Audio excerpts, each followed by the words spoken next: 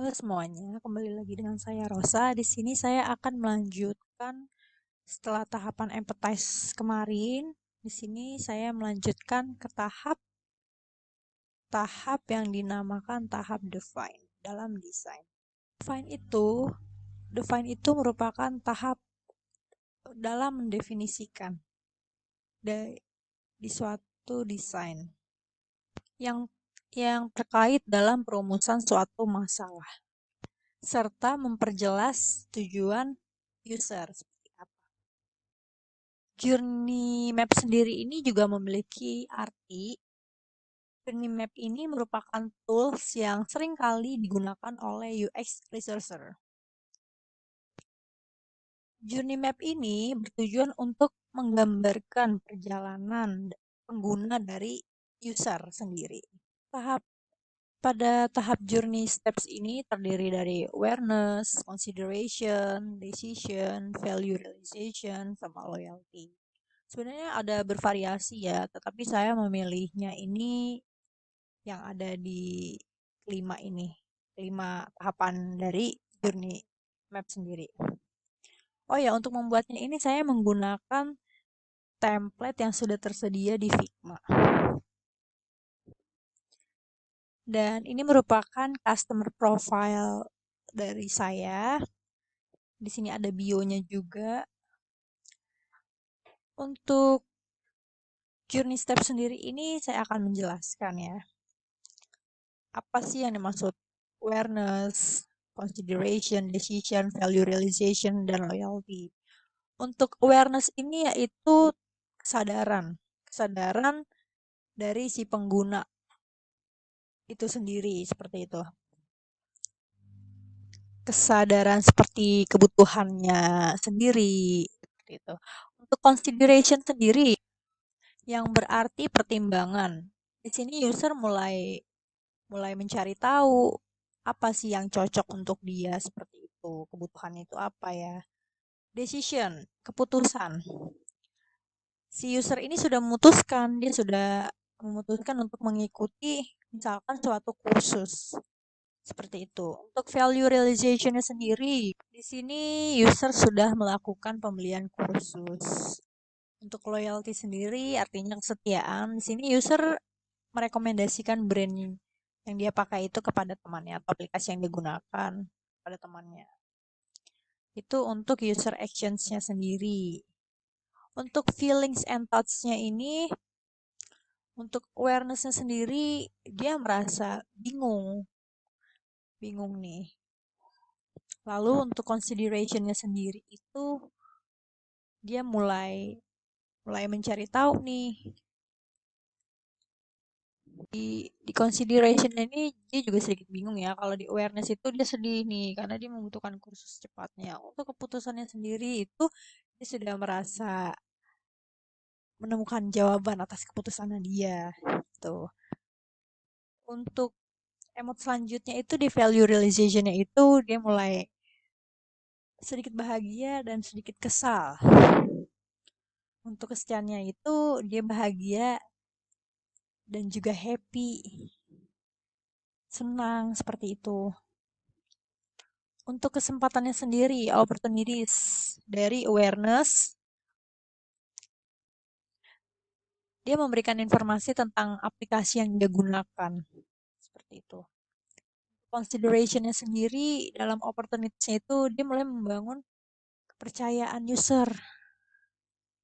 Ada lagi nih opportunities dari decision-nya itu yaitu menawarkan support, bantuan dari aplikasi tersebut.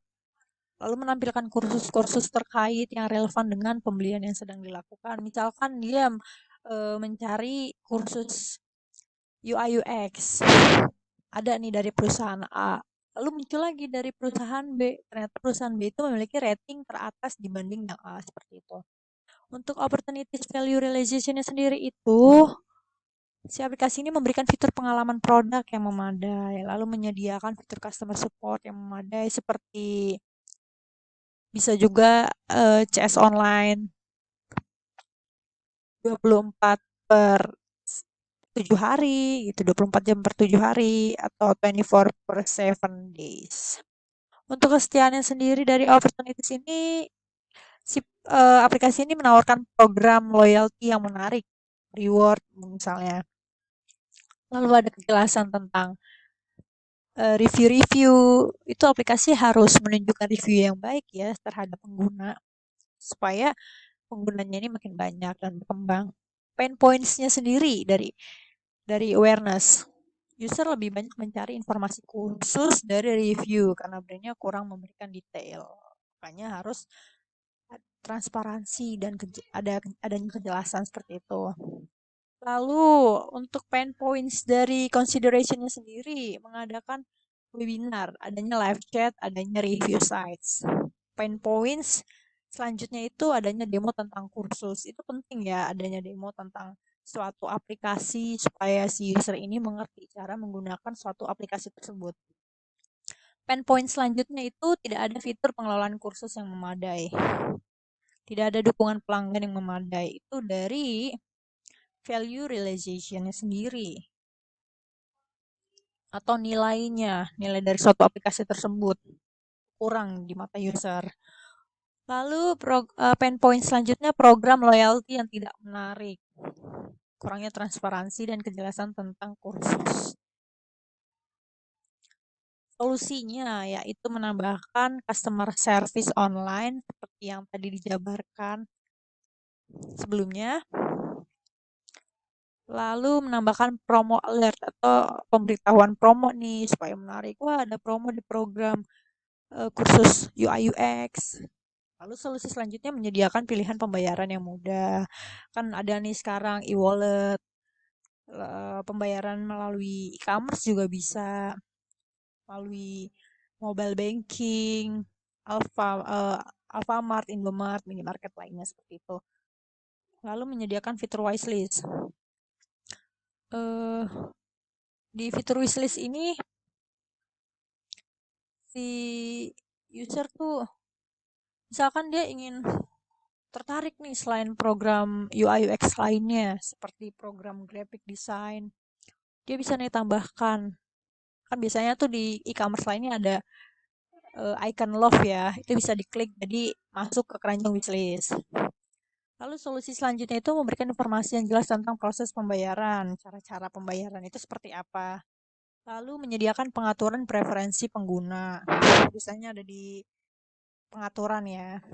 Lalu solusi selanjutnya itu melakukan evaluasi produk secara berkala. Suatu produk itu harus dilakukan evaluasi ya supaya aplikasinya itu tetap baik dan tidak membuat si user ini tuh bosan akan aplikasi tersebut. Kan biasanya tuh aplikasi bisa mengalami suatu problem ya atau troubleshoot. Lalu memperbaiki produk yang tidak memenuhi harapan. Lalu solusi selanjutnya itu menyediakan program loyalty yang menarik. Misalkan si user ini sudah lama sekali menggunakan suatu aplikasi kursus ini, lalu diberikan promo-promo nih karena dia setia menggunakan aplikasi tersebut. Misalnya dari harga 100.000 jadi potongan 50% khusus pengguna lama. Tapi biasanya memang ada ya promo khusus pengguna baru seperti itu.